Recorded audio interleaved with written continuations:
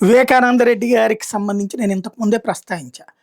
వాళ్ళకి సంబంధించిన ఆస్తులు వాస్తవంగా రాజశేఖర్ రెడ్డి, వివేకానంద రెడ్డి అన్నదమ్ములు కలిసి ఉన్నటువంటి సందర్భంలో రాజశేఖర రెడ్డి కొనేయన్ని సోదరుడి పేరునో, తన పేరునో అట్లా కొనేసి పక్కన పెట్టేశారు. తర్వాతను పంచుకున్నారు. ఆ పంచుకున్నప్పుడు ఎవరికి వాళ్ళకి పంచారు. వివేకానంద రెడ్డికి పంచింది వివేకానంద రెడ్డి కూతురికే వస్తుంది. కొడుకు లేరు కాబట్టి.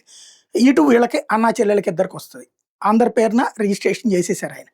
అయితే అట్లాంటి సందర్భంలో ఆయన చనిపోయిన టైంలో కొంత భూమిని రాజశేఖర్ రెడ్డికి కేటాయించిన భూమిని వివేకానంద రెడ్డి రిజిస్ట్రేషన్ చేయించలేదు.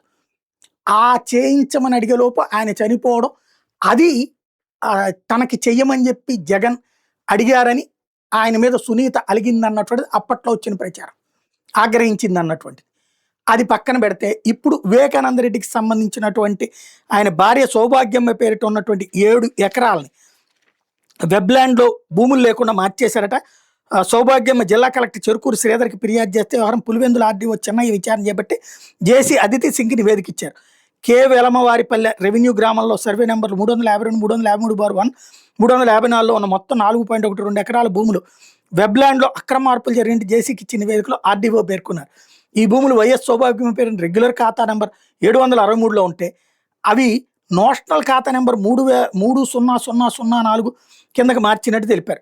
మండల సర్వే నిర్వహించి ఆ భూములు సౌభాగ్యముగా తేల్చారు. వెబ్లాండ్లో మార్పులు అప్పుడు తహసీల్దార్ కె మాధవ కృష్ణారెడ్డి పనిచేస్తున్న సమయంలో జరిగాయని తన నివేదికలో పేర్కొన్నారు.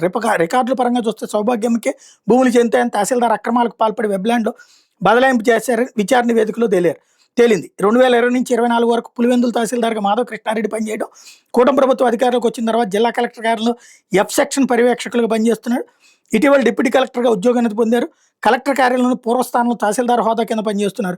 కీలకమైన విభాగంలో నిషేధిత జాబితాలో భూములు చేర్చడం, తొలగించడం లాంటి కీలకమైన బాధ్యతలు నిర్వహిస్తున్నారు.